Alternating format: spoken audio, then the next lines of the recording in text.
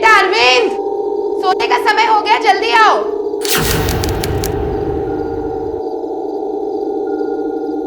कहाँ चला गया ये लड़का आज?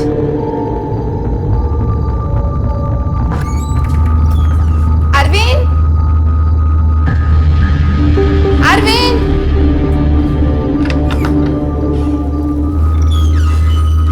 अरविंद, कहाँ चला गया? अरविंद! अरे क्या हुआ, क्यों चिल्ला रही हो हैं? अरे रोज एक आवाज में सोने चला आता है, आज पता नहीं कहाँ गया। अरविंद! अरे यहीं कहीं पे होगा। अरविंद! मैंने सारे कमरे ढूंढ लिए। रुको रुको, अरविंद! बेटा अरविंद, कहाँ चला गया होगा? अरविंद! अरे क्या हुआ, इतनी रात में काहे चिल्ला रहे हो? अरे देखा अरविंद को तूने? अरे हम क्यों भला अरविंद को देखेंगे? अरविंद! चलिए वहां देखते हैं। अरविंद बेटा! अरविंद! अरविंद! अरविंद! परेशान कर दिया इसने। अरविंद! जीजी! जीजी! जीजी! जीजी! जीजी जल्दी आओ! जीजी! क्या हुआ? हवा भारी है इसमें से। क्या हुआ? अरे मेरा बेटा! अरविंद! किसने क्या तेरे साथ ये बेटा? विष्णु भैया ने। विष्णु! अरे अरे अरे रुक जा! सुन, अगली बार तुम्हारे बेटे से ऐसी गलती हुई ना तो याद रखना, हमसे भी गलती से तुम्हारा बेटा मारा जाएगा। चल बेटा।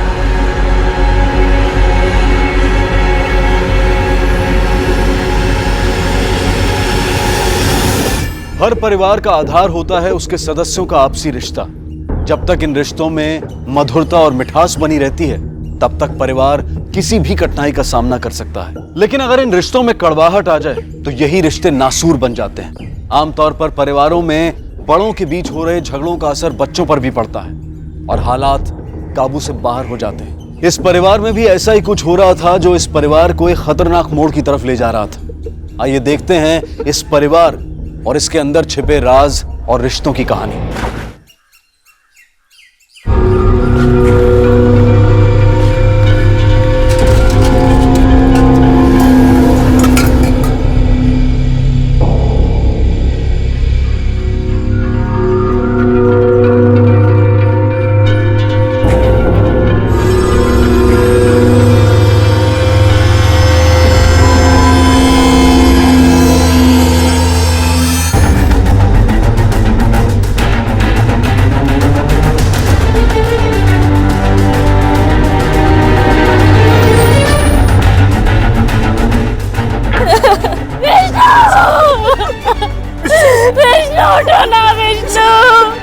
हट जाइए प्लीज। चलिए हटिए, हटो हटो।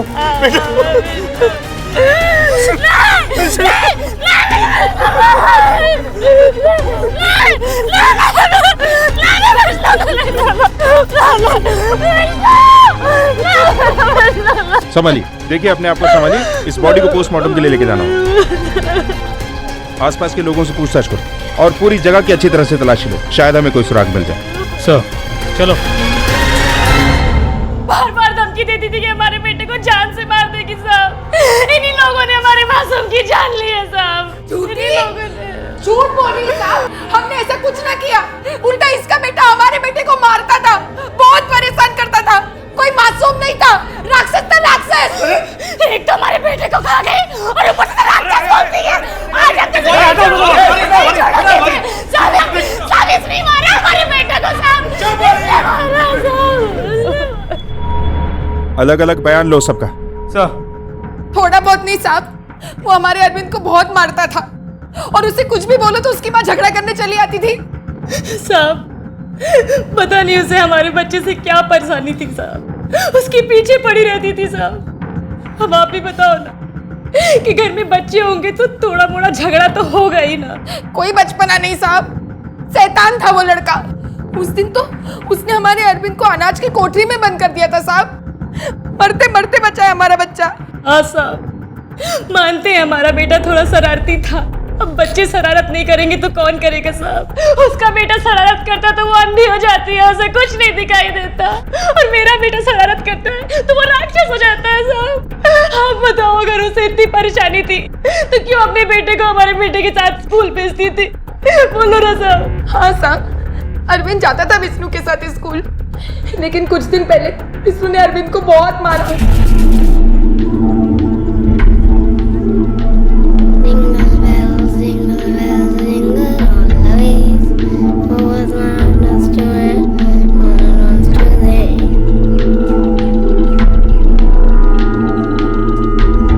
अरे जल्दी चल। क्यों कर रहे हो? मैं अपने पापा से आपकी शिकायत करूंगा। अरे तू तो मेरा भाई है ना, शिकायत क्यों करेगा? अच्छा भाई है ना तू मेरा। चल चल चल, जल्दी जल्दी चल, बाबा से शिकायत नहीं करना। हाँ चल। मैं करूंगा। अच्छा भाई है मेरा। हमेशा मारता रहता है बेचारे को। अरे अरे क्या कर रही है? हाँ? संभालना नहीं आता तो पैदा क्यों करके रख दिया? हाँ? बित्ते भर का हुआ नहीं है, गुंडे की तरह लड़ाई कर रहा है। गुंडा? अरे तेरा बेटा गुंडागर्दी करता है, ऊंट के जैसा लंबा हो गया लेकिन छोटे से बच्चे पे धौंस जमाता है। इतनी हिम्मत है तो अपने बराबर वालों के साथ जाके लड़े ना। बकवास मत कर, समझी? अपने आप को देख और अपने बच्चे को देख, उसके बाद मुझसे कुछ कहने तू आना। अपने आप को देख। आप अपने बेटे को सारे आगे संभालो, सारा घर का खर्चा हमारा पर ही चला। अभी भी थोड़ा आगे आगे चलिए। पागल हो गया नहीं आगे। हम कुछ नहीं बात नहीं सुनती। हम कुछ बोल नहीं बहुत सुन लिया हमने आपकी। क्या समझती है अपने आप को? सिर्फ नाम के बड़े भाई हो तुम। अरे ताला क्यों पड़ जाता है तुम्हारे मुंह पे अपने भाई के सामने? उसने तो अपने बच्चे को गुंडा बना ही दिया है। इतनी सी उम्र में हमें घर से बाहर निकालने की बात करता है। अरे हमारा भी तो बराबर का अधिकार है इस घर पे। मैं कह देती हूँ, अगली बार अगर उसने मेरे अरविंद पे हाथ उठाया ना तो अच्छा नहीं होगा। अरे अच्छा बाबा, पहले शांत हो जाओ, बात करता हूँ उनसे। हैं? शांत हो जाओ। जीजी सा कम करो। जीजी, विष्णु ने बहुत मारा है इसे, बहुत चोट लगी है। मैं दवाई लगा देती हूँ उसे, और कुछ खाया भी नहीं इसे। ज्यादा प्यार दिखाने की जरूरत नहीं है। नौकरानी है, नौकरानी बन के रहे। माँ बनने की कोशिश मत कर, समझी? चल जा रसोई में अपना काम कर, जा। मेरा बच्चा, रो मत। कहाँ लगी तुझे? अरे चल, मैं तुझे दवा लगा देती हूँ, चल। तब से हमने उसे स्कूल जल्दी भेजना शुरू कर दिया। कितनी जल्दी? 1 घंटा पहले साहब। आज वो स्कूल जल्दी निकल गया था। कितना जल्दी? करीबन साहब रोज से आधा घंटा पहले। देखिए, हमने बॉडी को पोस्टमार्टम के लिए भेज दिया। ये एक्सीडेंट है तो ठीक है, लेकिन अगर कोई और इसके लिए जिम्मेदार है तो वो हमारे हाथों से बचेगा। आप लोग जा सकते हैं।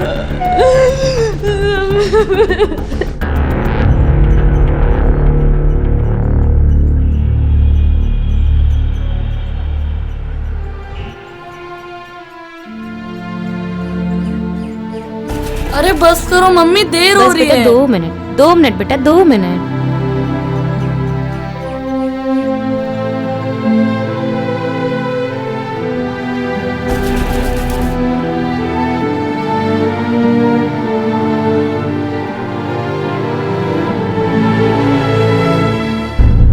ये जो लड़का मर गया विष्णु, उसके बारे में क्या जानते हो? हाँ साहब, यहीं से वो रोज स्कूल जाया करता था अपने भाई के साथ में। हाँ, उसका बड़ा वाला भाई विष्णु जो था ना, उसको चाहे परेशान करता था। ऐसा लगता था भाई नहीं कसाई है वो कई बार क्या है उसके कपड़े उतार कर पेड़ों पर लटका दिया करता था, और ये हम सब गांव के लोग देखते थे, लेकिन आपस का मामला था इसलिए कुछ बोल नहीं सकते थे। अच्छा, आज सुबह तुमने उन दोनों या दोनों में से किसी एक को भी स्कूल जाते हुए देखा है? नहीं साहब, आज तो हमने नहीं देखा साहब। ठीक है, तुम जाओ, चलो।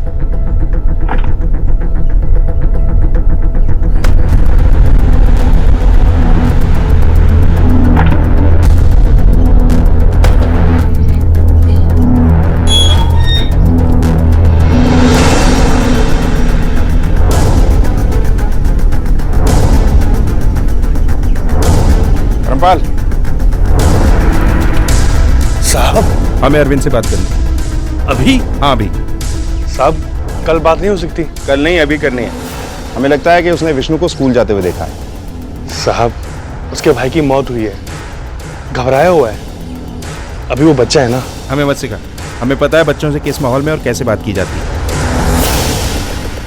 ठीक है साहब। बेटा अरविंद, आज सुबह आपने विष्णु को स्कूल जाते हुए देखा था?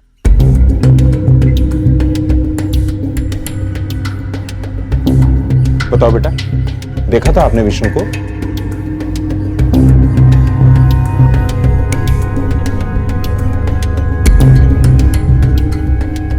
अच्छा बेटा, ये बताओ कि आज आपने पूरा दिन क्या किया? मैं सुबह जब स्कूल जा रहा था तो मेरा पेट दुखने लगा और मैं आधे रास्ते से ही घर आ गया और सो गया।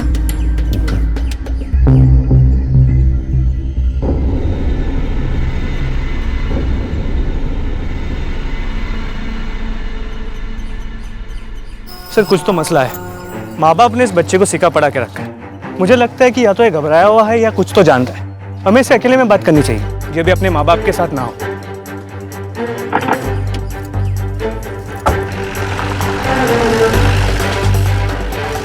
देखो, दोनों भाई रहते एक ही घर में हैं लेकिन अलग अलग। ये तो हमें पता है कि इन दोनों के बीच में लड़ाई थी।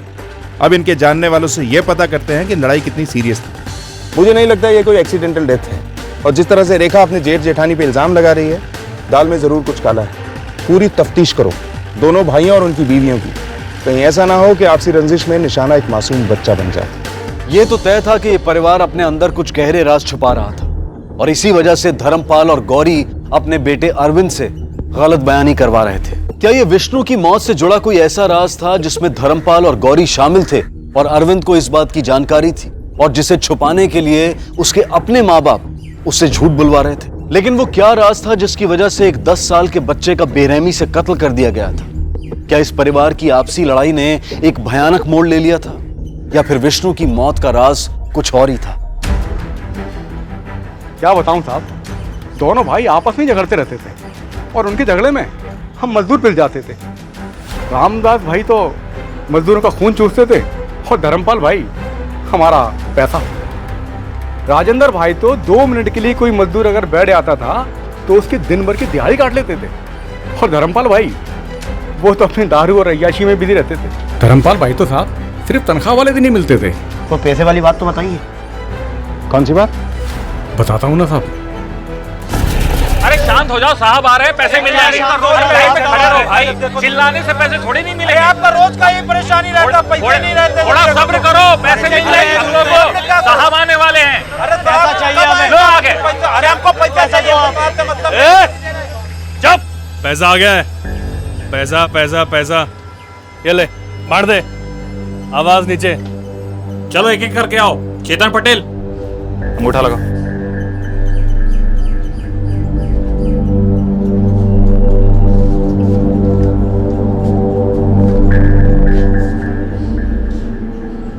रघुनाथ सिंह। साहब पैसे खत्म हो गए। दिमाग खराब मत कर। राजेंद्र ने जितने पैसे मुझे दिए मैंने तुझे लाके दिए। अब वो कम है या ज्यादा उससे पूछ। अरे क्या बात होती है, काम कराने के बाद पैसे नहीं दोगे क्या? ऐसा नहीं चलने वाला है। इस बार तो हम पैसे लेकर ही जाएंगे। हाँ पैसे तो लेके जाएंगे। अरे शांत हो जाओ भाई, अरे शांत हो जाओ, सबको पैसे मिलेंगे। अरे मुझसे ही शायद गलती हो गई बैंक से पैसे लाने में। कुछ भी कीजिए, हमको पैसा चाहिए भैया। मैं खुद राजेंद्र भाई साहब के पास जाऊंगा। अरे हमें नहीं पता, पैसा चाहिए अभी, पैसा लेके जाओ। मैं खुद राजेंद्र भाई साहब के पास जाऊंगा। पैसे चलिए बैठिए। अरे पैसा लेकर जाओ। मैं खुद जाऊंगा, मैं पैसे लेकर आऊंगा। अभी बात तो कर लेने दो। दीवान जी, ऐसा आप पे विश्वास करके हमें नहीं जाने दे रहे, नहीं तो ये दोनों भाई ये तो बिल्कुल किसी भी विश्वास के लायक नहीं है। फिर क्या साहब, राजेंद्र भाई के पास जाओ तो वो कहते हैं कि धर्मपाल भाई पैसे देंगे, और धर्मपाल भाई के पास जाओ तो वो कहते हैं कि राजेंद्र भाई पैसे देंगे। साहब चक्कर लगा लगा के एड़ियां गिर गई। कुछ लोगों के पैसे मिल गए और कुछ लोग गांव चले गए। गांव चले गए मतलब इस गांव के नहीं थे क्या? नहीं साहब, दोनों भाई बहुत चालाक हैं। जो यहाँ के लोकल मजदूर थे उनके तो पैसे दे दिए, और जो बाहर के थे उनके रोक लिए। अब वो परिवार वाले थे, कब तक यहाँ रहते, इसलिए वो गांव चले गए। अच्छा वो अकाउंटेंट, मतलब वो मुनीम, वो कहाँ मिलेगा? साहब वो तो उस घटना के बाद से ही नौकरी छोड़ के चला गया था। सुना है कि मजदूरों ने उसको धमकी दी थी, तब से उसने यहाँ पे आना ही बंद कर दिया। चलो ठीक है। लड़ाई झगड़ा तब होता है साहब जब लोग बराबर के हो, और यहाँ तो जब भी लड़ाई हुई है हमेशा विष्णु के कारण ही हुई। वो ही हमेशा अरविंद को मारता पीटता था, परेशान करता था। अब आप ही बताइए साहब, ऐसे कौन से माँ बाप होंगे जो विष्णु के ऐसे बार बार करने पर उसको सबक नहीं सिखाना चाहेंगे? तो तुम्हारा मतलब है कि विष्णु को धर्मपाल या गौरी में से एक ने या दोनों ने मिलकर मारा है? मेरा वो मतलब नहीं था साहब। तो क्या मतलब है तुम्हारा? मार सकते हैं या नहीं, एक बात बोल। हमें नहीं मालूम साहब, मार भी सकते नहीं भी मार सकते। सच्ची में साहब हमको नहीं मालूम। चलो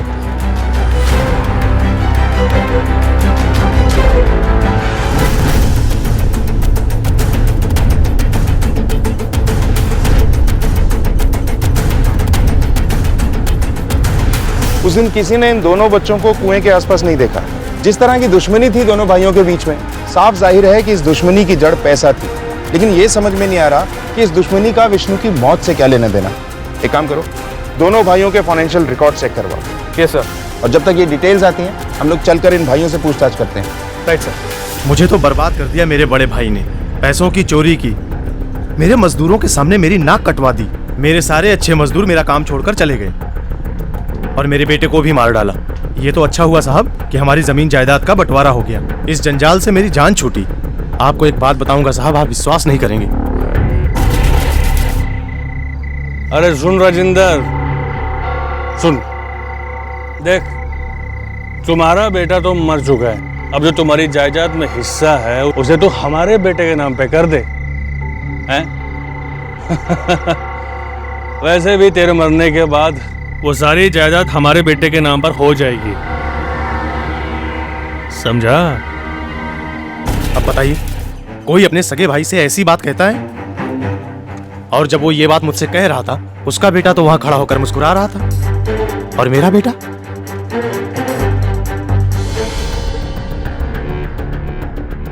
तो अब ये बता कि कैसे मारा विष्णु को? भगवान कसम साहब, हमने नहीं मारा। अच्छा, तो तूने नहीं मारा, फिर किसने मारा? तेरी बीवी ने या तेरे बेटे ने? नहीं साहब, साहब हम में से किसी को कुछ नहीं मालूम। सच बोल रहे मारना हो? मत साहब, मारना मत साहब, हम सच बोल रहे हैं। नहीं बेटा, तू घबरा मत, बाबा को कुछ नहीं होगा। साहब आप ही सोचिए, वो हमारा भतीजा था और हम अपने भतीजे को काहे मारेंगे? क्योंकि तुम दोनों भाई कम और दुश्मन ज्यादा थे। नहीं साहब, वो तो बस क्या, हमें सब पता है। तूने उन पैसों में भी घपलत किया है जो राजेंद्र तुझे खेतों में काम कराने के लिए देता था। नहीं साहब, ये सच नहीं है साहब, वो हमको बदनाम कर रहा है। खुद उसने पैसे कम दिए, अब इल्जाम हम पे डाल रहा है। साहब आपको गलत फहमी हुई साहब। गलत फहमी? पुलिस को? सर एक काम करते हैं, इसे लॉकअप में डाल देते हैं, फिर इसकी ये गलत फहमी दूर हो जाएगी कि पुलिस को गलत फहमी है। माँ कसम साहब, हम कुछ नहीं जानते, हमने कुछ नहीं किया। कान खोल के सुन ले, हमें सब पता चल जाता है कि कब किसने क्या किया है। चाहिए यहाँ से अब।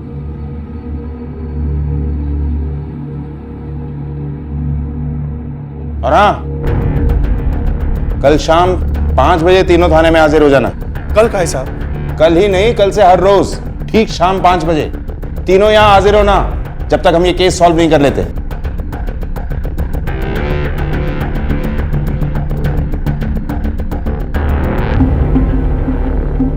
सर इस लड़के की मौत पानी में डूबने से नहीं हुई, क्योंकि इसके लंग्स में पानी बहुत कम था। इसका दाहिना कंधा टूटा हुआ है और इसके सर पर किसी भारी चीज से चोट पहुंचाई गई है, जिसकी वजह से इसकी मौत हो गई। बाद में इसे पानी में डुबा दिया गया है। डॉक्टर साहब, क्या ऐसा हो सकता है वो चोट जो इसके सर पे लगी, जिसकी वजह से इसकी मौत हुई, वो कुएं की किसी दीवार से टकराने से या पानी के नीचे किसी पत्थर से टकराने से लगी है? नहीं, अगर इसका शरीर कुएं की किसी दीवार से टकराया होता तो इसके शरीर पर कहीं ना कहीं खरोच का निशान होता, लेकिन इसके पूरे शरीर पर कहीं भी कोई खरोच का निशान नहीं। और पानी के अंदर ये किसी चीज से इतनी जोर से टकराए, ये पॉसिबल नहीं है, क्योंकि पानी ऑलरेडी उसकी स्पीड को तोड़ देगा। वो तो इसके सर पर किसी भारी चीज से चोट पहुंची है, जिसकी वजह से इसकी मौत हुई है। Thank you doctor.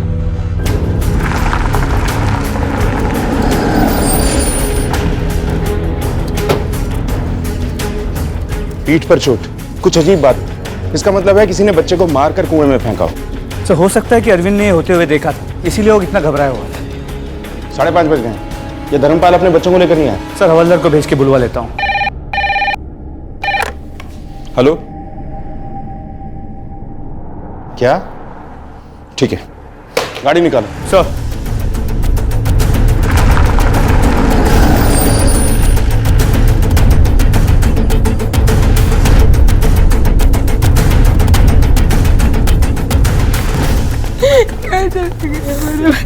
क्या समझ रखा हम लोगों को? खड़े हो।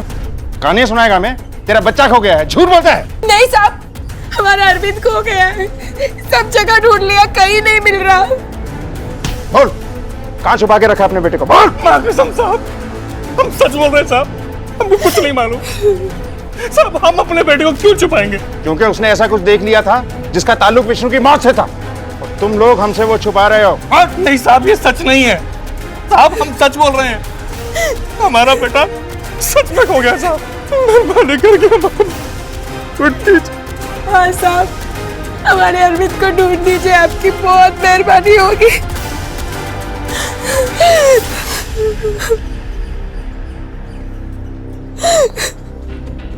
ठीक है, हम देखते हैं। ये सविता से जानकारी हासिल करो, शायद इसे कुछ पता। मैं उधर देखता हूँ। सर, आप जरा यहाँ आएंगे? सच में साहब, हमें कुछ नहीं पता साहब। हम तो वैसे भी दूर रहते हैं, हमारा तो बेटा चला गया। अब उसके बेटे को गायब करने से हमारा बेटा वापस तो नहीं आने वाला ना साहब। साहब, हमारे भाई से झगड़ा जरूर है, लेकिन हम लोग ऐसा कुछ सोच भी नहीं सकते हैं। और साहब, अरविंद तो हमारे भी बेटे जैसा है ना। हम तो बस भगवान से यही प्रार्थना करेंगे कि वो जहाँ भी हो ठीक हो और जल्दी मिल जाए बस। जी साहब।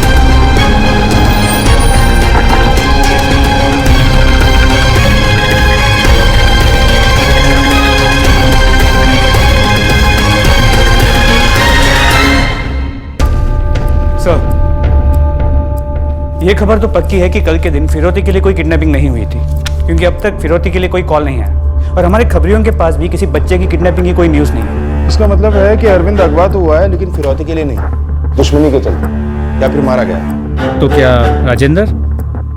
हो भी सकता है और नहीं भी हो सकता। एक संभावना तो यह है कि धर्मपाल को फिरौती की खबर आ गई थी और उसने किसी डर से हमें नहीं बताया, और दूसरी ये कि इस परिवार से किसी की दुश्मनी है जिसके चलते वो इस घर के बच्चों को नुकसान पहुंचा रहा है। वजह चाहे जो भी हो, इसकी जड़ तक पहुंचने के लिए हमें दोनों भाइयों पर नजर रखनी पड़ेगी। क्या अरविंद के गायब होने के पीछे उसके दिल में दफन वो राज था जो उसने पुलिस के सामने नहीं खोला था? और अगर ऐसा था तो ये राज निश्चित तौर पर विष्णु की मौत से जुड़ा था। या कहीं ऐसा तो नहीं था कि इस गुनाह का जिम्मेदार कोई और था जो इस परिवार के बच्चों को नुकसान पहुंचाना चाह रहा था? लेकिन अगर ये सच था तो इसकी वजह क्या थी? पुलिस के लिए केस अब एक रहस्य बनता जा रहा था।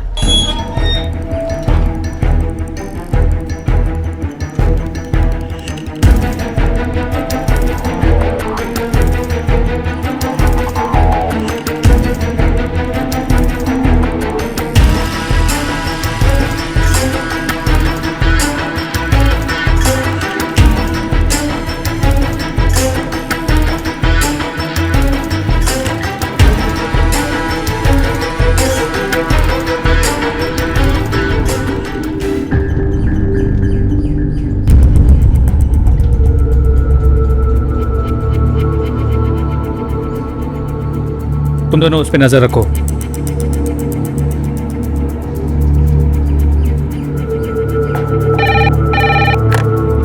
हेलो सर, धर्मपाल ने अभी अभी बैंक से 2 लाख रुपए कैश निकाले। इससे पहले भी कई बार उसने बड़ी रकम विड्रॉ की है सर। इतनी बड़ी रकम? हो सकता है फिरौती के लिए हो। पीछा करो उसका। तो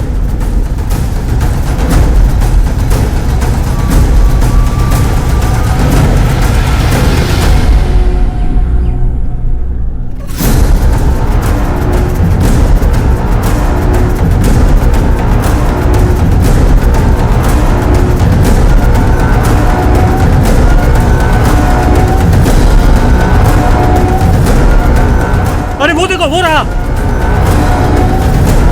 रुक रुक, हिम्मत, चल चल। अरे अभी मैंने किया, उठ मत कर। अरे बता दो हमें किसने किया, बता दो हमें किसने किया।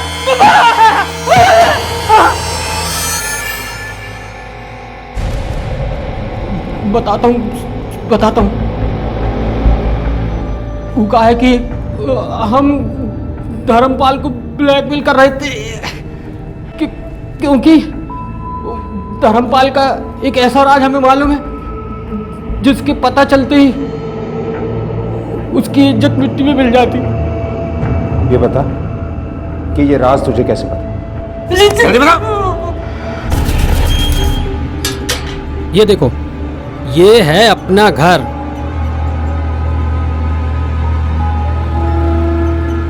अब जैसा भी है, लेकिन रहने लायक छत तो है। आओ बैठो बैठो, मैं तुम्हें इस घर में बहुत खुश रखूंगा, बिल्कुल रानी बना के। तुम बेकार में परेशान होती हो। अरे आज हमारी शादी हुई है, खुश रहो, ठीक है? बता। कहाँ छुपा के रखा उसे? हमने अगवा नहीं किया, सविता ने किया है।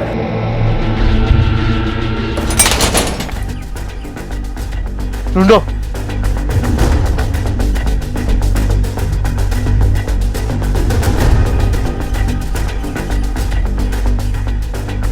लगता है भाग गई यहां से।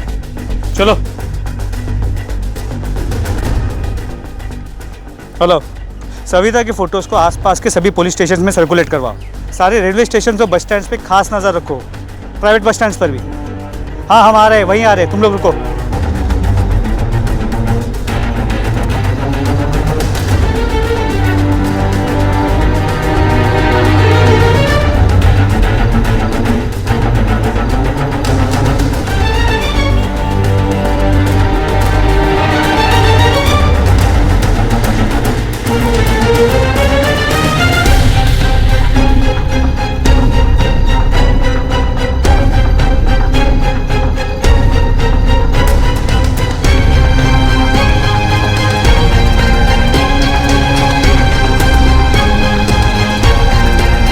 किसे देखा है?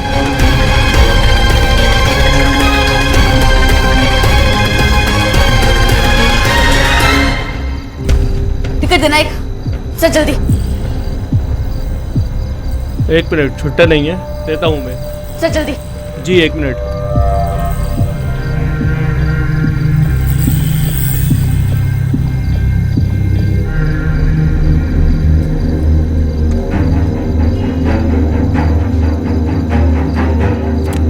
रुक रुक,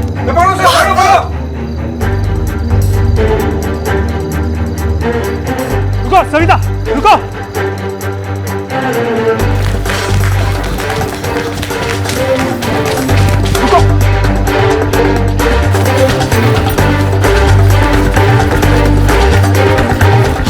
सुन बेटा, जब तुम वापस ना हो ना, यही इंतजार करना, कहीं जाना मत। मैं आती हूँ वापस अभी, है ना?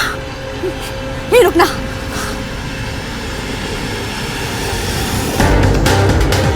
सविता रुक।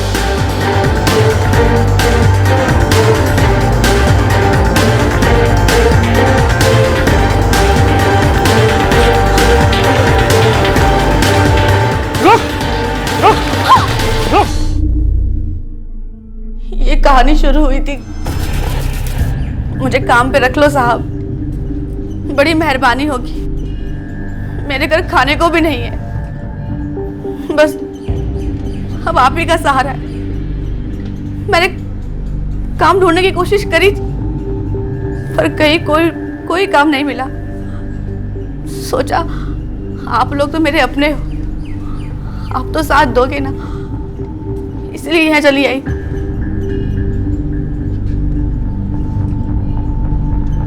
ठीक है। क्या किया तुमने? पूरी बात बताओ। उस दिन विष्णु अरविंद को परेशान कर रहा था, वो उसे कुएं के पास ले जाके उसे पीट रहा था, परेशान किया जा रहा था। देख रहा है? और मुझे मिला रास्ते में तो तुम कहा काकी, विष्णु भैया कुएं में गिर गए। कैसे? मैंने उन्हें गिरा दिया। काकी मैंने कुछ नहीं करा। तू परेशान मत हो, तू परेशान मत हो, मैं संभालूंगी, तू घर जा। सुन, किसको बोलना मत, ठीक है? काकी विष्णु भैया को बचा लेना। तू घर जा। घर बेटी, जब मैं कुएं के पास पहुंची तो विष्णु, विष्णु, सविता काकी बचा, सविता काकी बचा।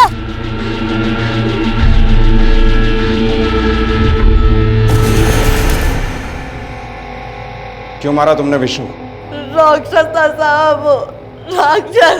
और उसकी माँ कुछ नहीं करती थी, नाम की माँ थी ना साहब, उसकी माँ तो मैं थी, मैं उसकी माँ थी। अरे मेरा बेटा, इसने क्या तेरे साथ किया बेटा? विष्णु भैया ने। विष्णु!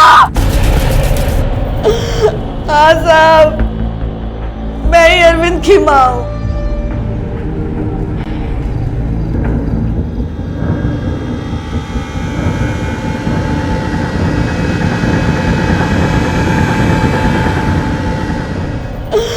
हाँ साहब, मैं ही अरविंद की माँ हूँ।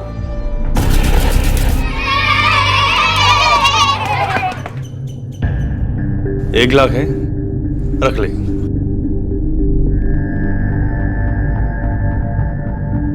सविता, 1 लाख बहुत होते हैं। हमारी बात मान ले, हमारी इज्जत का सवाल है। रख ले। रख लो, रख लो।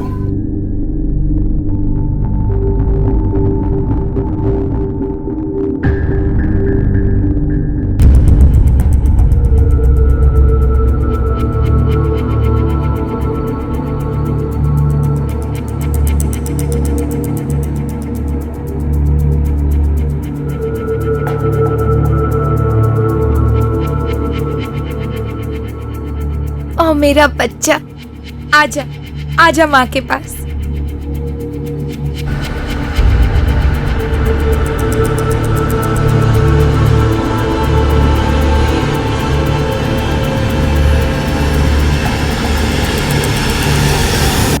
हमने 9 महीने साहब, 9 महीने उसे अपने पेट में रखा और वो उसे ऐसे लेके चले गए जैसे हमारा कोई हक ही नहीं था उस पर। जी भर के देखने भी नहीं दिया हमें। जब तुम वापस उस घर में काम करने गई तो ये क्यों नहीं बताया कि तुम्हारी शादी हो चुकी है? मदन ने कहा था।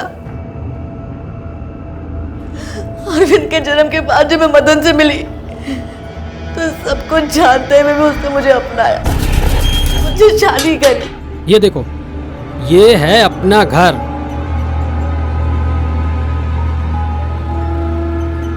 अब जैसा भी है, लेकिन रहने लायक छत तो है।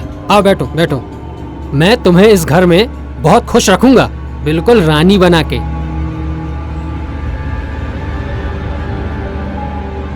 अरे तुम तो बेकार ही परेशान होती रहती हो, इतनी चिंता क्या करती हो? वो तुम्हारा बच्चा है ना, और तुम्हारा बच्चा हमारा बच्चा, और फिर मैं तो हूं ना तुम्हारे साथ।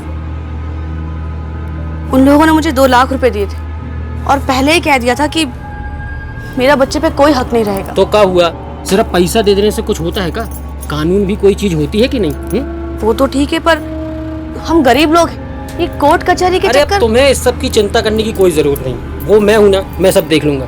बस तुम वही करना जो मैं कहूँ, समझी? हमारा बच्चा हमें मिल जाएगा, तुम बेकार में परेशान होती हो। अरे आज हमारी शादी हुई है, खुश रहो, ठीक है? फिर मैं उस घर में काम मांगने गई साहब,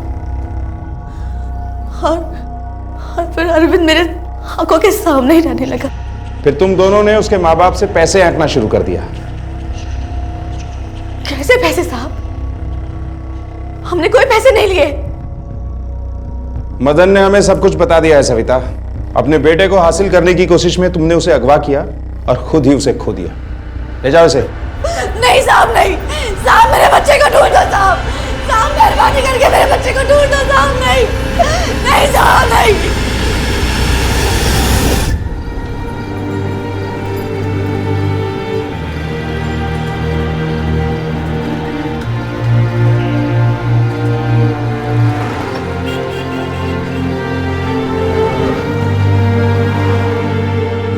पुलिस अब भी अरविंद की तलाश में लगी है। सविता की अरविंद को सुरक्षित और खुश देखने की चाह ने उसे एक ऐसी जगह पर लाकर खड़ा कर दिया था जिसका उसे कोई अंदाजा भी नहीं था। सविता को कत्ल और अपहरण के जुर्म में आईपीसी की धारा 302 और 365 के तहत आजीवन कारावास की सजा सुनाई गई और मदन को ब्लैकमेलिंग के लिए धारा 383 के तहत 3 साल की सजा हुई है। धर्मपाल और गौरी ने एक कोख किराए पर ली थी और सिर्फ इसलिए क्योंकि उन्हें अपनी इज्जत मिट्टी में मिल जाने का डर था। हमारे देश के कानून में ऐसे कई प्रावधान हैं जिनके जरिए एक जोड़ा किसी बच्चे को गोद ले सकता है, या फिर सरोगेसी यानी कि किराए की कोख के सहारे बच्चा पा सकता है। लेकिन अगर कोई जोड़ा समाज और जग हसाई के डर से बच्चा पाने की चाहत में कानूनी रास्ता न लेकर गैर कानूनी तरीकों का इस्तेमाल करता है तो वो अनजाने में ही जुर्म की दुनिया में शामिल हो जाता है और असामाजिक तत्वों का शिकार भी हो सकता है। ऐसा ही कुछ धर्मपाल और गौरी के साथ भी हुआ। एक बच्चे के माँ बाप बनना हर पति पत्नी का सपना होता है, लेकिन इस सपने को पूरा करने के लिए गैर कानूनी तरीका अख्तियार करना पूरे परिवार के लिए घातक साबित हो सकता है। इसलिए जो भी पति पत्नी स्वाभाविक तरीकों से बच्चा ना पा सकें, उन्हें अपने सपनों को पूरा करने के लिए कानूनी तरीकों का ही इस्तेमाल करना चाहिए। अब मैं अनूप सोनी आपसे विदा लेता हूं। फिर मुलाकात होगी अगले एपिसोड में एक और चौंका देने वाले केस के साथ। तब तक अपना और अपने परिवार का ख्याल रखें और देखते रहें क्राइम पेट्रोल डायल 100। सबक एक को सीख हम सबको। जय। मुंबई जैसे बड़े शहरों में सबकी आंखों में एक बड़ा सपना है और पांव में जिम्मेदारी की बेड़ियां भी। इंसान की जिंदगी सपनों और जिम्मेदारियों के बीच में फंसी हुई है। सपने आगे जाना चाहते हैं और जिम्मेदारियां पीछे खींचती। कुछ लोग इस सब के बावजूद जिंदगी में सामंजस्य बना लेते हैं और खुश रहते हैं, लेकिन जो लोग इस संतुलन को बनाए रखने में असफल रहते हैं वो अक्सर जाने अनजाने में जुर्म को दावत दे बैठते हैं। आज हम ऐसा ही रूह को कचोटने वाला एक केस लेकर आए हैं जहां सपनों की जगह मजबूरी ने ले ली। ये केस हमें सीख देते हुए एहसास कराता है कि जीवन की लड़ाई में हार के कदम किसी ऐसी राह पर न पड़ जाएं कि जिसकी दूसरी तरफ कोई अनहोनी हमारा इंतजार कर रही है।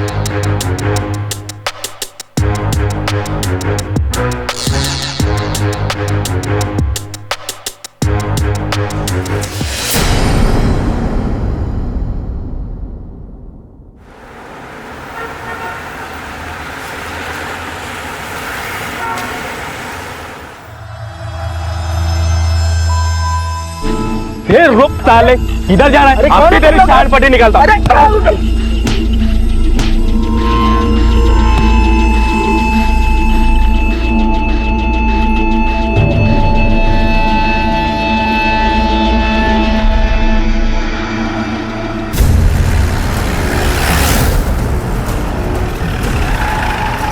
हटो। ठीक है, ठीक है। क्या हुआ? किसके साथ मारपीट हुई तुम्हारी? कौन लोग थे वो? पता नहीं साहब, मैं तो अपनी गाड़ी में बैठने आ रहा था, तब तक कहां से आ गए और मुझे मारने लगे। किसी का चेहरा याद है? नहीं साहब, कुछ मौका ही नहीं दिया उन लोगों ने, मारना चालू कर दिया आते ही। मुझे कुछ पुलिस कंप्लेंट नहीं करनी है, मुझे जाने दीजिए प्लीज।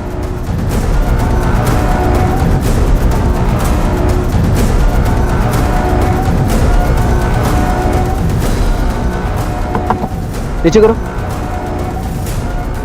ये कार्ड आपका है? जी मेरा है।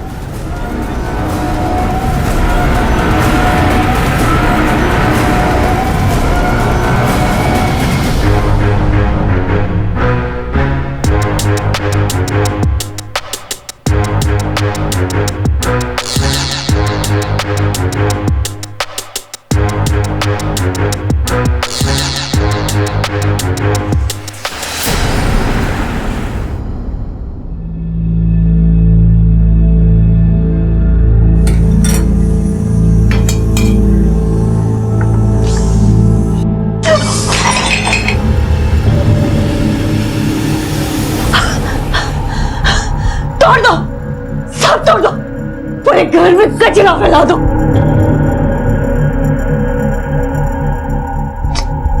ताई, दे मुझे मैं करती हूँ, नहीं तो तू काम के लिए लेट हो जाएगी। चुप। अच्छा चल ठीक है। जब तक तो रोक रही थी इस घर में, पूरे घर का तमाशा बना के रख दिया। एक काम ढंग से नहीं होता इन लोगों से। हाँ, एक काम ढंग से नहीं होता। आई पागल हो गई मैं, पागल बना दिया। आई पागल बना दिया। शांत हो। तू कहाँ जाने की जल्दी में? हाँ, पैरों में घुंघरू बांधने में देर हो रही है, कमर मटकाने से फुर्सत नहीं है। हाँ, न खुद का ध्यान है न घर का ध्यान है। आई, कमर मटकाने के लिए नहीं, स्टार बनने के लिए देर हो जाएगी। अच्छा सुन, मैंने घर का सारा काम कर दिया है और तेरे लिए खाना भी बना कर रखा है, ठीक है? तू प्रीतिला सांग सीतुला दे, ठीक है? हाँ, और खाने से पहले ये दवाई ले लेना, मैं यहाँ रख रही हूँ, याद से ले लेना, ठीक है ना? मुझे ऑफिस के लिए लेट हो रहा है, मैं तो उससे शाम में मिलती हूँ। जब देखो हवा की तरह आती जाती रहती, न किसी चीज का ध्यान है न खुद का ध्यान है। अरे इतनी चिंता मत कर, मैं तो उससे शाम में मिलती हूँ, ठीक है? तू अपना ख्याल रख।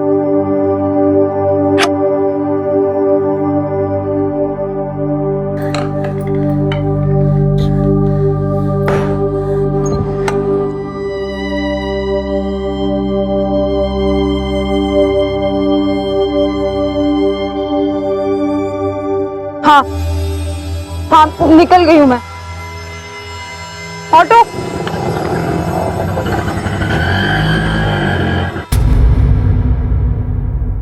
नीचे उतर, इधर आओ। तुम लोग को मना किया था ना इधर आने के लिए, तुम लोग अपने मोहल्ले में क्यों नहीं खेलते हो? चलो भागो यहाँ से।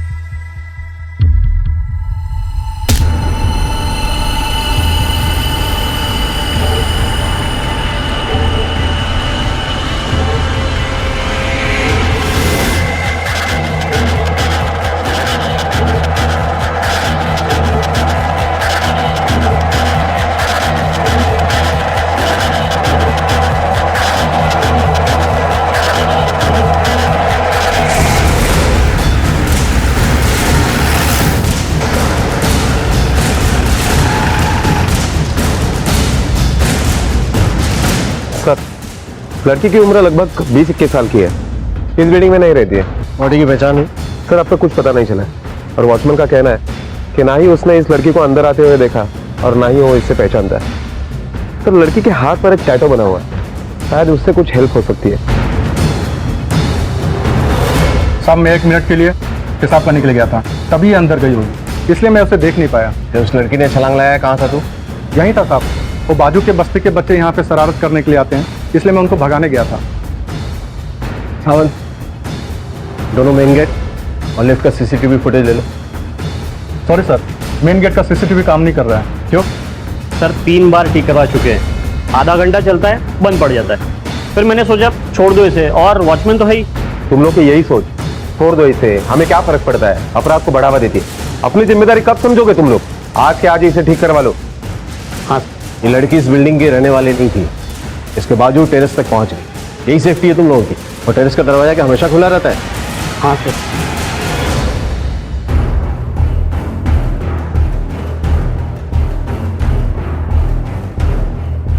सर, यहाँ पर इतनी सारी बिल्डिंग्स होने के बावजूद भी ये बिल्डिंग क्यों चुनी? सावन, अगर इस लड़की ने ये बिल्डिंग सुसाइड करने के लिए ऐसे ही रैंडमली सेलेक्ट किया, कुछ तो मिलना चाहिए उसका। पर्स, मोबाइल, हमें कुछ भी नहीं मिला। सर, ऐसा भी हो सकता है कि वो लड़की यहीं कहीं एरिया में रहती हो और जानबूझकर वो मोबाइल और पर्स साथ में नहीं लाई ताकि उसकी पहचान छुपी रहे।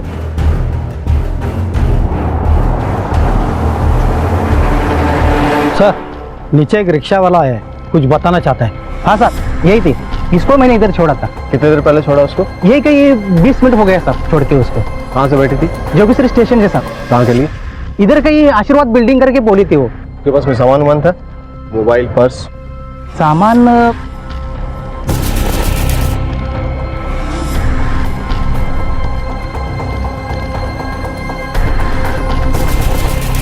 हाँ साहब, उसके पास मोबाइल भी था और पर्स भी था। सर, इसका मतलब वो इसी बिल्डिंग में आना चाहती थी, ऐसे ही रैंडमली छुपकर नहीं घुसी थी वो यहाँ पर। सावंत, पूरे चांसेस है कि इसने सुसाइड नहीं किया, वो यहाँ किसी से मिलने के लिए आई, तो वही उसे टेरेस पर लेकर गया था। उसे पता था कि टेरेस का दरवाजा खुला है। धक्का देने के बाद उसका पर्स और मोबाइल लेके भाग गया होगा ताकि उसकी पहचान ना हो सके। तो इसी बिल्डिंग में एक काम करो, हर फ्लैट में जाओ, सबसे पूछो किससे मिलने के लिए आई।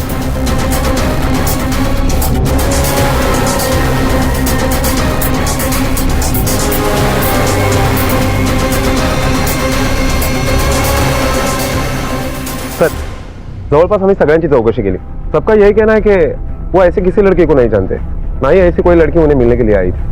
ये भी हो सकता है कि वो लड़की यहाँ कंपाउंड में किसी से मिली हो और फिर वो उसको लेकर टेरेस पे गया।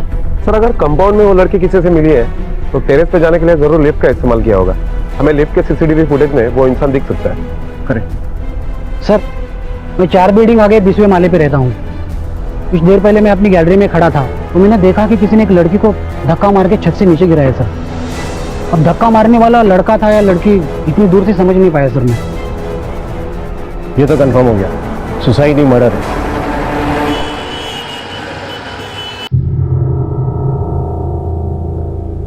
पापा सुबह से 50 बार फोन कर चुकी हूँ ताई को, फोन ही नहीं लग रहा है, स्विच ऑफ आ रहा है। काहे को परेशान हो रही है? कहीं काम में फंसी होगी, आ जाएगी।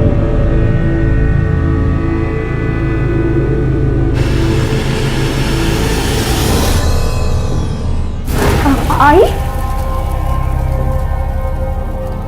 चल रही मेंटल, जास्ती बकवास मत कर, चल दे दे, लग जाएगी। मार डाला तुम लोगों ने उसे, हाँ? और अब नाटक कर रहे हो, सब जानती हूँ मैं। तुम लोगों ने इसे मारा है, मार दिया ना? दे दे, छोड़। नहीं छोड़ूंगी, मार डालूंगी। तुम सबने मेरी बच्ची को मारा, मैं तुम्हें मार डालूंगी। ये होगा, पूनम को आ जाएगी।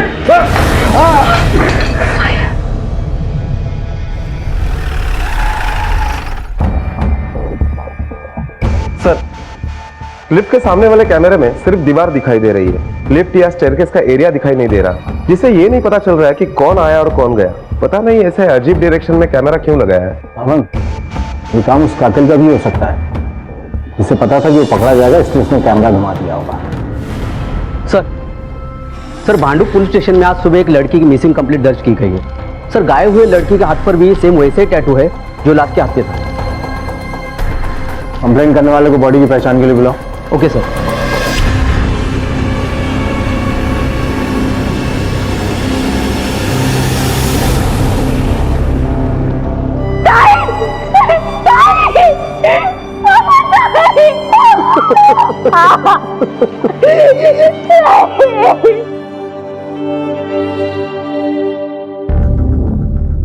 साहब, पूनम की रात को पैदा हुई थी मेरी बेटी।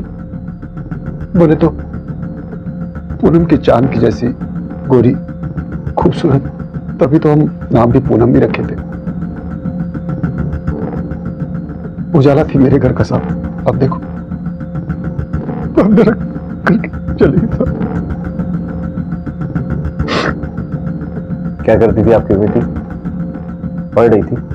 अब सर सेकंड ईयर में थी, घर की जिम्मेदारी की वजह से आर्ट्स ली थी, बाद में काम पे भी जाना होता था और घर का खर्चा बिर्चा सब वही चलाती थी। क्यों, तुम कुछ काम नहीं करते? सब 2 साल से बहुत कोशिश किया, लेकिन कहीं नौकरी नहीं मिली। 2 साल पहले एक मिल में काम करता था, वो मिल बंद पड़ी, तब से बेकार हूं साहब। इसलिए सारा बोझ अकेली पूनम ही उठाती थी। क्या काम करती थी आपकी बेटी? साहब मैं ज्यादा पढ़ा लिखा नहीं हूँ साहब, कुछ कंप्यूटर में कुछ लिखने का काम करती थी और 20,000 रुपये पगार था उसका। तुम्हारी बड़ी बहन थी ना, तुम्हें तो बताती होगी साहब। उसकी किसी से खास दोस्ती थी? मालूम नहीं। किसी से दुश्मनी? पता नहीं।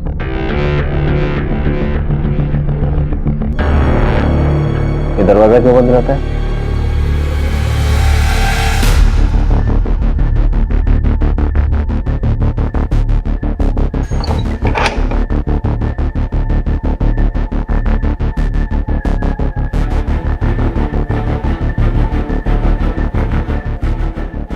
सब ये मेरी बाइक को है, पूनम की आई, दिमाग से थोड़ा हिली है, बहुत साल से ऐसी है, कंट्रोल से बाहर जाती है तो हम लोग इसको यहां बंद करके रखते हैं। ऐसा कोई है जो आपकी बेटी को मारना चाहेगा? उसका कोई बॉयफ्रेंड या? ये सब फालतू काम के लिए उसके पास टाइम किधर को था? घर की जिम्मेदारी, पढ़ाई, फिर नौकरी, इन सब से तो फुर्सत नहीं मिलती थी उसको। आशीर्वाद बिल्डिंग किससे मिलने गई होगी? नहीं मालूम साहब, वो जास्ती बताती नहीं थी और हम लोग भी ज्यादा उसको टोकते नहीं थे साहब। तुम्हें तो पता होगा। मालूम नहीं। क्या मालूम नहीं? मालूम नहीं ताई थी तेरी बहनें, तो एक दूसरे का दुख सुख जानती है, जब भी मुंह खोलती है मालूम नहीं मालूम नहीं। ऐसे क्यों चिल्ला रहे हैं उस पे? सिर्फ आप नहीं, उसने भी अपनी बहन खोई है। या तो ये कुछ नहीं जानते या बहुत कुछ जानते हैं जो नहीं बता रहे। तुम्हें किसी भी एंगल से पूनम के बाप को देखकर ये लगा इसे कोई काम नहीं मिल सकता? हट्टा कट्टा आदमी अपनी बेटी की कमाई पे जिंदा है। कुछ तो गड़बड़ है साहब। पता नहीं पूनम ने अपनी सारी जिम्मेदारियां खुद उठाई थी या कोई मजबूरी। मैं तुझसे शाम में मिलती हूँ, ठीक है? तू अपना ख्याल रख। सर, पूनम के मोबाइल का लास्ट लोकेशन जोगेश्वरी आ रहा है, जहां उसका फोन ऑफ हुआ था। कातिल ने उसका मर्डर करने के बाद उसका फोन स्विच ऑफ किया और कहीं फेंक दिया। सर, संतोष बोराटे नाम के आदमी ने पूनम को कई बार फोन किया था। हालांकि जिस दिन कत्ल हुआ उस दिन भी सुबह 9 बजे के करीब उसका ही सबसे आखिरी कॉल था पूनम के मोबाइल पर। ये उसका बॉयफ्रेंड भी हो सकता है।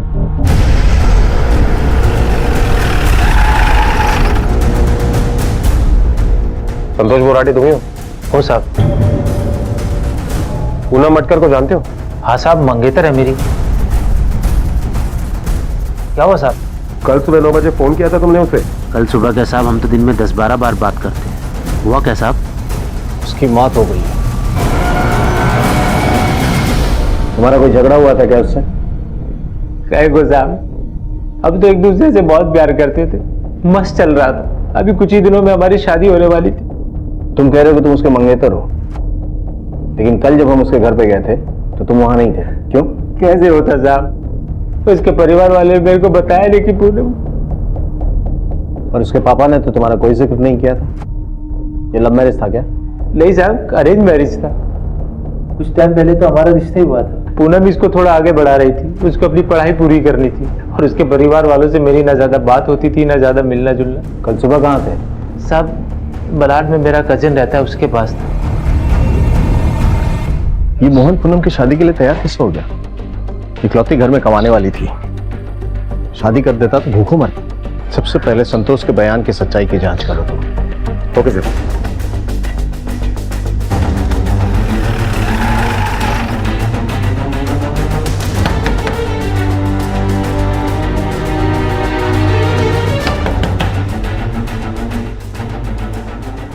हमारे साथ होंगे? हाँ साहब, मैं ही हूँ। संतोष बोराटे को जानते हो? हाँ जानता हूँ साहब। कल सुबह तुम्हारे घर पर आया था वो? हाँ साहब, इंडिया ऑस्ट्रेलिया की मैच थी, वो देखने के लिए आया था। पूरी मैच देखी? हाँ साहब। कोहली ने सेंचुरी बनाई? कोहली ने किधर साहब, सेंचुरी तो अजिंक्य ने बनाई थी। ये पूनम मटकर को जानते हो? हाँ साहब, संतोष की मंगेतर है। जोगेश्वरी में आशीर्वाद बिल्डिंग में कौन रहता है तुम्हारा? आशीर्वाद बिल्डिंग? ये तो मैंने पहली बार नाम सुना है साहब। साहब क्या हुआ वो तो बताओ साहब। संतोष पूनम का मंगेतर था? हाँ साहब। तो ये बात कल हमने जब पूछी तब क्यों नहीं बताई? साहब, आप बॉयफ्रेंड के बारे में पूछे थे, मंगेतर के बारे में किधर पूछे? आप पूछे होते तो मैं बता देता। बाप बेटी का कत्ल नहीं कर सकता क्योंकि वो मकसद नहीं है, बल्कि जिंदा रखने का मकसद है। वो अकेली घर में कमाने वाली थी, वो गई तो इनकी भूखमरी शुरू। सर, संतोष के पास झगड़ा करने का तो मकसद है, लेकिन मारने का नहीं। अगर है भी तो कत्ल के वक्त वो अमर के साथ मलाड में मैच देख रहा था, ये साबित हो चुका है। अगर ये दोनों नहीं है तो तीसरा कौन है? उसे पूनम को मारा। सर, ये पूनम मटकर की पोस्टमार्टम रिपोर्ट आई है। पूनम 2 महीने की प्रेग्नेंट थी। कहीं यही वजह तो नहीं इस मर्डर? नहीं साहब, मैं नहीं मानता आपकी इस रिपोर्ट को। मेरी बेटी ऐसी वैसी लड़की नहीं थी साहब। प्रेग्नेंट होने का मतलब ये नहीं है कि आपकी बेटी ऐसी वैसी थी। मुद्दा ये है कि उसको इस हाल में छोड़कर गायब कौन हुआ। अब आप ये बताइए कि संतोष के अलावा उसके जिंदगी में और कोई था? साहब, मैं बोलता हूं ऐसा नहीं हो सकता है। अगर आपकी रिपोर्ट सही है तो ये संतोष ही होगा साहब जिसने ये किया है।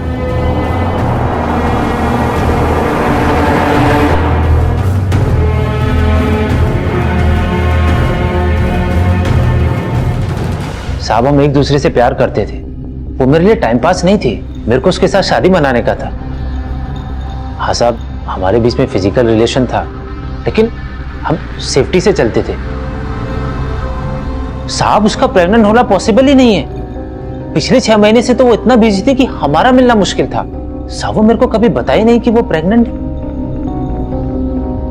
बताया था या नहीं हम पता करवा लेंगे। हमें बस तुम्हारा डीएनए सैंपल चाहिए। लो ना साहब, डरे वो जो झूठ बोले, मेरे को काय का डर। दादा उछल मत जा। तेरा डीएनए सैंपल अगर उस बच्चे के सैंपल से नहीं मिला ना तो तेरी पूरी पॉसिबिलिटी बन जाएगी उसका मर्डर करने की। साहब मैंने कुछ कह नहीं तो मैं डरूं काय को। आप चाहे तो मेरा मोबाइल का लोकेशन चेक कर लीजिए। तुझे बहुत जानकारी पुलिस क्या क्या चेक करती है? कहीं यही जानकारी तूने इस मर्डर के लिए इस्तेमाल तो नहीं की? बेटा टेक्नोलॉजी अभी आई है, पुलिस के पास ऐसे 1000 रास्ते होते हैं अंधेरे में से कातिल का गिरबान पकड़ के बाहर निकालने के, समझा? सर संतोष सच बोला है, उसका डीएनए मैच नहीं हुआ और कॉल रिकॉर्ड और मोबाइल लोकेशन टावर के हिसाब से उस दिन वो अमर के घर पर था, मलाड में। इसका मतलब है कि पूनम की जिंदगी में संतोष के अलावा भी कोई आदमी। अरे गुमनाम आदमी कौन था? सावंत, तुम पूनम के ऑफिस में जाके पूछताछ करो और मैं तब तक उसके घर का जायजा लेता हूँ। कहाँ है पूनम? कहाँ है? बोलो कहाँ है मेरी बेटी? बोल कहाँ गए तुम लोग उसको? तुम लोग उसको कहाँ गए? आई मत ना आई बोल कहाँ है? आई वो टाइगर उस कमरे में। उस कमरे में? हाँ वहाँ है उस कमरे में। पूनम पूनम पूनम पूनम दरवाजा खोलो, खोल दरवाजा। झूठ बोले मुझसे तो, झूठ बोले मेरे को। मुझे पूनम के पास जाने। कितने सपने देखी थी तुम? स्टार बनेगी, डांस शो में जाएगी, मुझे ऐसे छोड़ के क्यों चली गई? पर अच्छा ही हुआ तुम चली गई। इस सड़क से मुझे तो मिली तुझे।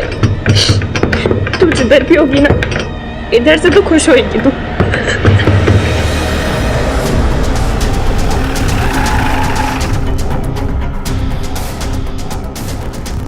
सर इसी बिल्डिंग पे चौथे माले। सर पूनम तो इधर ही काम करती थी, लेकिन वो किसी ज्यादा घुलती मिलती नहीं थी, लंच के बाद निकल जाती थी। अच्छा कभी पूनम को किसी लड़के के साथ आते जाते हुए देखा है? नहीं सर। साहब उसे डांस का बहुत शौक था, बड़े बड़े सपने थे। उसे डांस रियलिटी शो में जाने का था, बड़ा स्टार बनने का था। कहीं भी फालतू टाइम पास नहीं करती थी, इधर से निकलकर सीधे डांस एकेडमी ही जाती थी। उसकी डांस एकेडमी कहाँ पर है? कुछ नाम याद है उसका? सर सही से तो नहीं पता, लेकिन जोगेश्वरी में तनु या मनु करके कोई डांस एकेडमी है।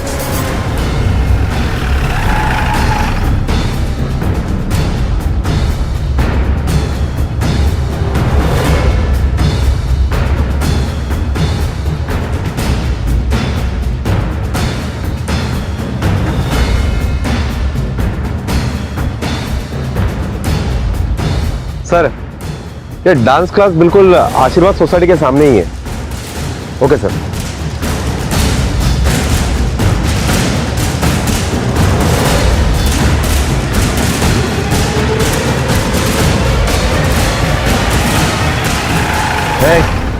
चलो गाड़ी में बैठो, बात करनी है, बैठो। चलो बैठो। चलो। हमारी बेटी तनुजा एक एक्ट्रेस थी और कमाल की डांसर भी। डांस उसका जुनून था, पर 7 साल पहले एक एक्सीडेंट में उसकी मौत हो गई। बस उसकी याद में उसका नाम और शौक जिंदा रखने के लिए हम ये तनु डांस एकेडमी चलाते हैं। बाजू के रूम में ही उसकी क्लासेस चलती हैं। 3 तारीख को पूनम एब्सेंटी, वो क्लास में आई थी और दिन मंगलवार था। मंगलवार को वो क्लास नहीं आती है। अगर मंगलवार के दिन उसकी क्लास नहीं थी तो वो यहाँ क्या कर रही थी? पता नहीं सर, हमने सुना था कि सामने की बिल्डिंग से किसी लड़की ने कूदकर सुसाइड कर लिया है। अब वो पूनम थी ये मालूम नहीं था।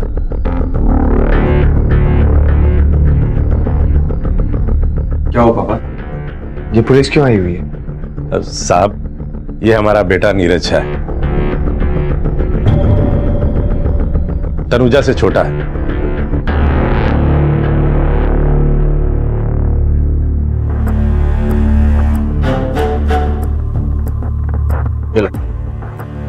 लो पियो पियो।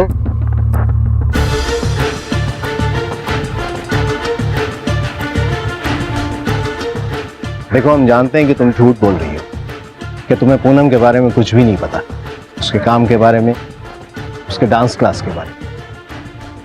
हम ये भी जानते हैं कि तुम अपने बाबा के डर से कुछ नहीं बोल रही। क्या तुम नहीं चाहती कि पूनम को इंसाफ मिले, उसके कातिल को सजा मिले? अरे वो अकेली नहीं थी, एक और जिंदगी पल रही थी उसके अंदर। एक नहीं, 2 कत्ल हुए हैं। क्या तुम अब भी पूनम और उस नन्ही सी जान को इंसाफ नहीं दिलाना चाहती? सर, पक्का नहीं मालूम, पर ताई का बॉस ही ना उस बच्चे का बाप होगा।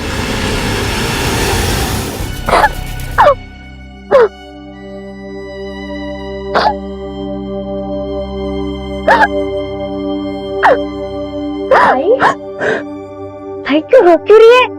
क्या हुआ? प्रीति, मेरा बॉस मुझे बहुत परेशान करता है। वो यहाँ वहाँ हाथ मारता है और अब तो वो चाहता है कि वो उसके साथ, मैंने उसके साथ अगर सोने से मना किया तो मुझे जॉब से निकाल देगा।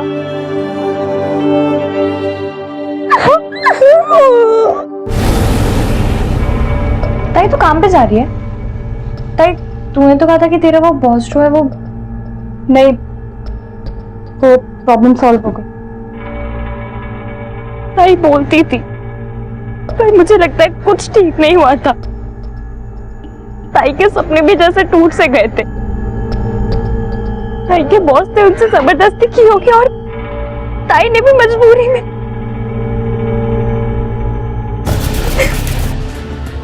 वही उस बच्चे का बाप होगा सर।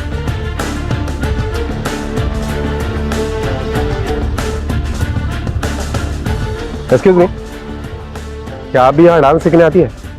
नहीं जी, मैं यहाँ पे डांस सिखाती हूँ। आपसे एक बात पूछनी थी। क्या? क्या पूनम नाम की लड़की यहाँ पर डांस सीखने आती थी? उसका कोई बॉयफ्रेंड, मतलब किसी के साथ अफेयर था? बॉयफ्रेंड और अफेयर का तो मुझे पता नहीं।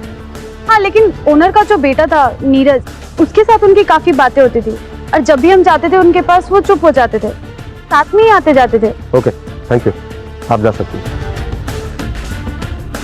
सब आपको जिसने जो कुछ भी बताया सब झूठ बताया साहब। सर, मैं क्यों किसी 2 टके के एम्प्लॉय के साथ अफेयर करूंगा? सर, इज्जतदार शादीशुदा आदमी हूं मैं। वो मेरी डांस एकेडमी की स्टूडेंट से ज्यादा मेरे लिए और कुछ नहीं थी। झूठ बोल रही है उसकी बहन। मेरे यहाँ इतने लोग काम करते हैं, आप चाहे तो किसी से पूछ सकते हैं। Sir, neat and clean image का आदमी हूं मैं। एक लड़का लड़की का भी दोस्त नहीं हो सकता क्या? साहब आपको गलत फहमी। ये फिल्मी डायलॉग बंद कर और सच बोल दे, वरना हम तुझे बताएंगे कि लड़का और लड़की क्या क्या हो सकते हैं। साहब मैं सच कह रहा हूँ, हाँ मैं उसे पसंद करता था, लेकिन उस तरीके से नहीं। वो बहुत मेहनती, फोकस थी, अपने परिवार को पाल रही। वो मुझसे अपने दुख दर्द शेयर जरूर करती थी, लेकिन किसी के आने पर वो चुप हो जाती, क्योंकि वो किसी को अपने दुखड़े सुनाना नहीं चाहती।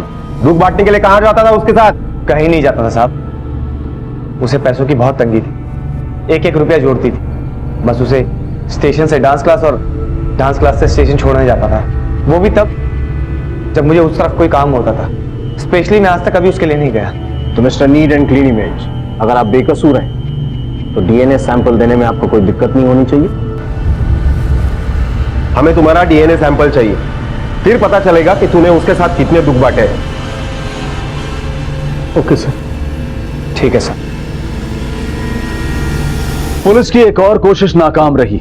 हरीश और नीरज दोनों की ही डीएनए रिपोर्ट नेगेटिव आई थी। दोनों की तहकीकात से यह भी साफ हो गया कि कत्ल के समय हरीश अपने ऑफिस में था और नीरज डांस क्लास में। वही डांस क्लास जो कत्ल की जगह से कुछ ही कदम की दूरी पर थी। पूनम के रिश्ते नीरज, हरीश, संतोष इन सभी के साथ संदेह के साए में थे।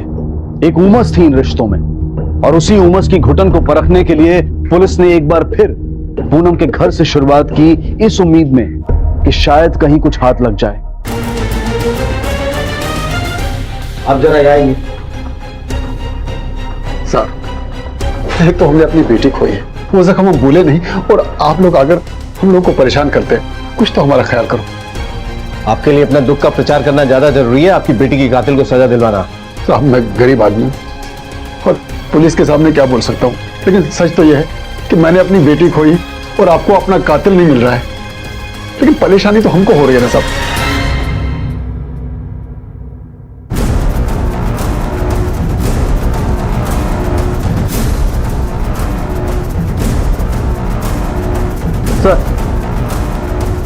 ये कार्ड मिला है सर। मैंने पहले भी ऐसे कार्ड देखा था। वो आशीर्वाद बिल्डिंग के पास एक आदमी के साथ मारपीट हुई थी सर। उसने अपने सवालों का ठीक तरह से जवाब नहीं दिया था और उसने ये भी कहा था कि मुझे पुलिस कंप्लेंट नहीं करवानी।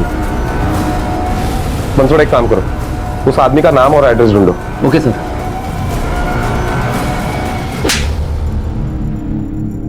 सर कौन सी पूनम, किसका मर्डर, मैं सचमुच नहीं जानता हूँ। आप क्या कह रहे हो सर? जिस दिन पूनम का मर्डर हुआ उसके एक दिन पहले उसी आशीर्वाद सोसाइटी के सामने तुझे गुंडों ने धोया था और तू कह रहा है कुछ भी संबंध नहीं है। तेरा मार खाने का शौक ना हम भी पूरा कर सकते हैं, और हम सिर्फ धोते नहीं है, सुखाते भी है, और सूखने के बाद आदमी किसी लायक नहीं रहता। सर मेरे यकीन कीजिए, मैं सच कह रहा हूँ। मैं अपनी बीवी बच्चों की कसम खाता हूँ, मैं किसी भी पूनम को नहीं जानता हूँ।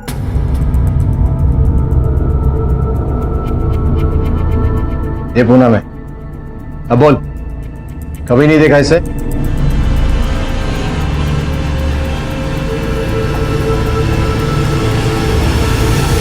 इधर देख, जब गुंडों ने तेरी धुलाई की थी ना, तो ऐसा ही कार्ड तेरे पास मिला और यही सेम कार्ड पूनम के पास भी मिला। अब बता, क्या संबंध है तेरे, पूनम और इस कार्ड के बीच में? बोल। देख, इससे पहले कि ये बेल्ट में तेरे शरीर पे चाप दूं, मान जा। देख, अब तेरी बारी है ये दिखाने की कि तू अपनी आई से और बाबा से कितना प्यार करती है। बाबा करती हूँ ना, बहुत प्यार करती हूँ, पर इसलिए मैं पुलिस को कुछ नहीं बताई। प्लीज बाबा। नहीं मानेगी? नहीं बाबा, बाबा।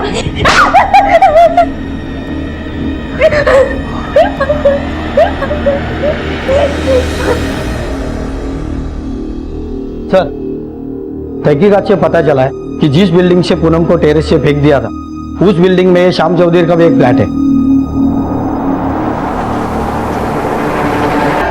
क्या क्या चले उठ, वो क्या बहुत लात लिया, अब टाइम आ गया, अभी कुछ नहीं किया।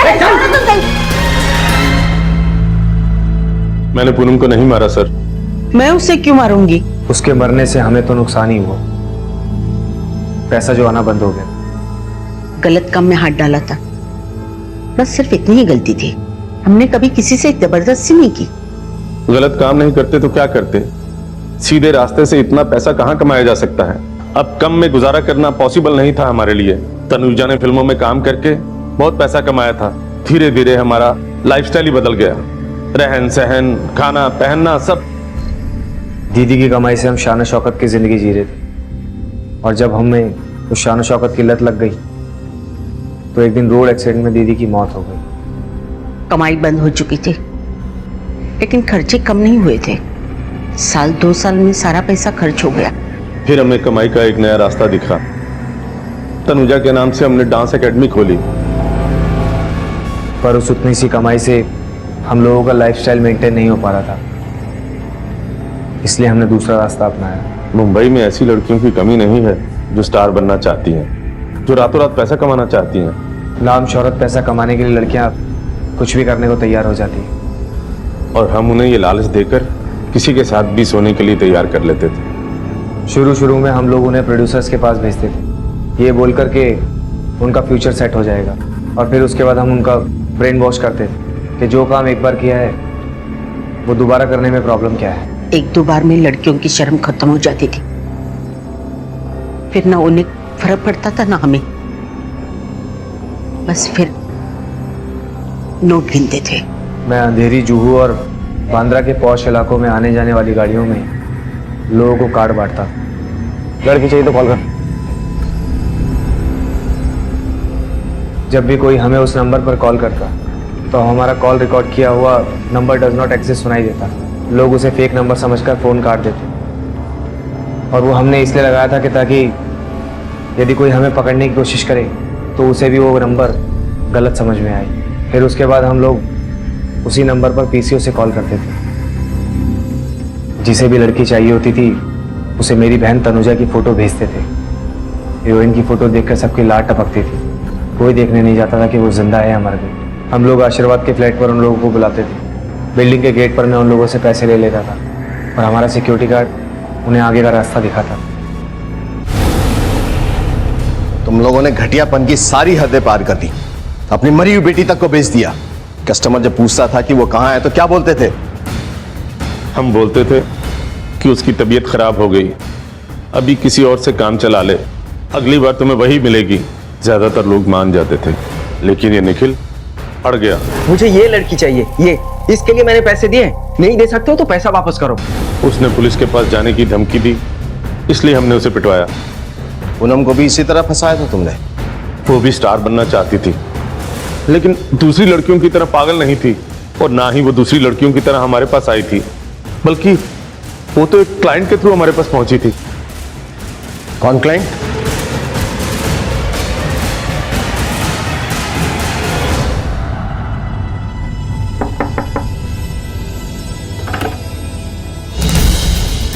क्या हुआ साहब? क्या अरे साहब क्या हुआ साहब? अरे मैंने क्या किया साहब? मैंने कुछ नहीं किया साहब, मैंने कुछ नहीं किया। मैं काय को अपनी बेटी को मारेगा साहब? तेरे जैसे घटिया आदमी से तो बातचीत होनी नहीं चाहिए, सीधा फैसला होना चाहिए। किसी भी बच्चे के लिए तेरे जैसे बाप होने से तो अच्छा है कि वो अनाथ हो। अपनी बेटी का सौदा किया तूने, उसके बाद बाजार में बिठा दिया लोगों के नोचने के लिए, और अब अपनी छोटी बेटी को बेचना चाहता है। क्या करता साहब? घर में खाने को रोटी नहीं, जेब में फूटी कौड़ी नहीं। पूनम काम पे लग गई तो 2 महीना ठीक से गया था, और फिर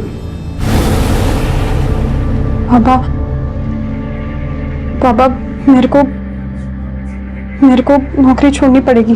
काय को? पापा वो मेरा बॉस, वो मुझे साथ में सोने को बोला है, तो इसमें सोचना क्या है? हाँ बोल दे। पापा देख, तू जिधर भी जाएगी ना ऐसे ही लोग मिलेंगे, तो सती सावित्री बन के नहीं चलेगा। तू नौकरी छोड़ेगी तो क्या हम लोग नाके पे भीख मांगने जाएंगे? घर कैसे चलेगा?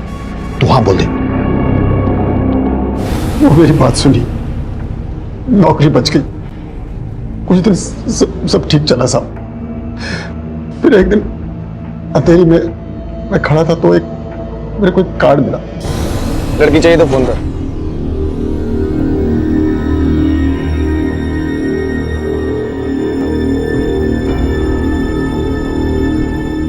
पैसा लाया क्या? साहब मेरे को लड़की नहीं चाहिए। तो फिर क्या करने आया यहाँ? मेरे पास लड़की है तुम्हारे काम की।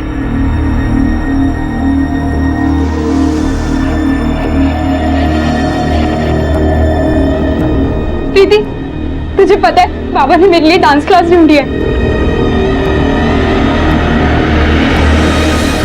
उसके बाद धीरज लोग उसको काम पे लगा दिया। इसे काम नहीं कुछ और कहते हैं।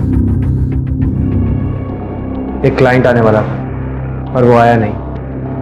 मैं और वॉचमैन घंटों तक बिल्डिंग के गेट पर उसका वेट करते रहे, और उधर पूनम भी फ्लैट पर उसका वेट कर रही। फिर हमने देखा कि पूनम टेरिस से नीचे गिर गई। मैं समझ गया था साहब के कुछ गड़बड़ है। मैं भागकर सीधा फ्लैट पे गया, देखा तो दरवाजा खुला हुआ था। पूनम का पर्स और मोबाइल दोनों वहीं पड़े हुए थे। मैंने मोबाइल ऑफ किया और वहां से निकल गया, और फिर बिल्डिंग से दूर जाकर मैंने पूनम का पर्स और मोबाइल दोनों कचरे में फेंक दिए। इसका मतलब है कि क्लाइंट कोई पुराना आदमी था जिसे पता था कि उसे कहाँ जाना है। तुमसे नजर चुरा कर सीधा ऊपर गया और पूनम को मारने के बाद वहां से निकल गया। वहां पर उसका नंबर तो होगा।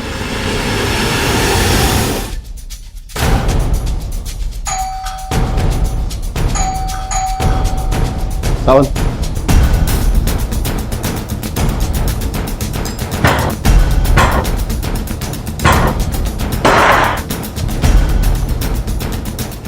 देखो कहाँ है, लेकर आओ उसे।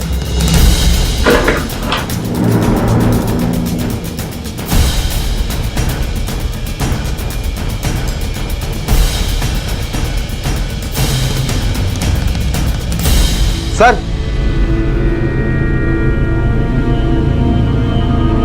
सर ये देखिए।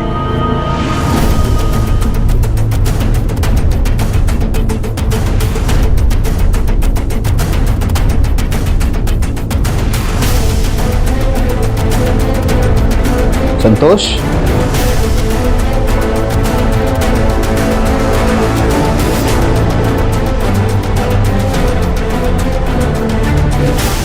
मैं अमर को नहीं मारना चाहता था साहब, लेकिन वो मेरा बात सुना ही नहीं, शहर छोड़कर जा रहा था। साहब अगर वो शहर छोड़ के जाता तो आपका डाउट मेरे ऊपर आता। अरे मेरे को जाने दे।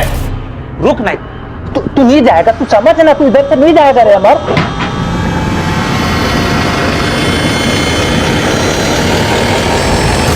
अमर तो गलती से मारा, और पूनम वो भी गलती से मरी। उसको मैं ही मारा साहब। क्यों मारा? साहब अमर को कॉलगल के पास जाने की लत थी। ऐसे ही वो एक दिन पूनम को मिला। पता नहीं मुझे ऐसे क्यों लग रहा है, इससे पहले मैंने तुझे कहीं देखा है। देखा होएगा। काम हो गया ना तेरा, अब जा जल्दी यहाँ से।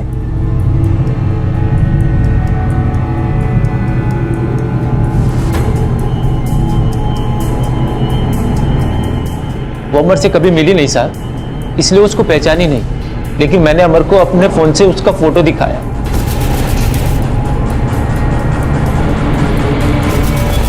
साहब मैं एकदम पागल जैसा हो गया था, मेरे को यकीन नहीं था कि वो मेरे को धोखा देगी साहब। फिर मैंने सोचा पूनम को इसका कीमत चुकाना पड़ेगा। मैंने अमर को बोला उसको बुक कर, मेरे को उसका वो रूप देख रहा अपनी आंखों से।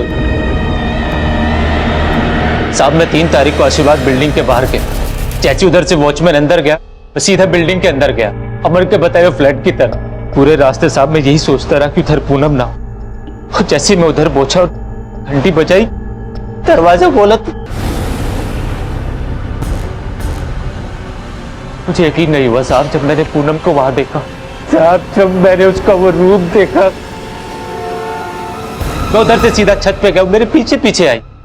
उसके बाद साहब मुझे कुछ सुनाई नहीं दिया वो क्या बोल रही थी, मेरे कानों में कुछ नहीं जा रहा था साहब। प्लीज संतोष, एक बात सुन लो प्लीज प्लीज। जो तुमने देखा वो मैंने मजबूरी में किया था, मैं नहीं करना चाहती थी।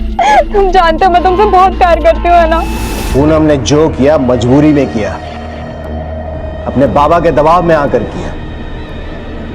उसकी गलती सिर्फ इतनी थी कि उसने आवाज नहीं उठाई।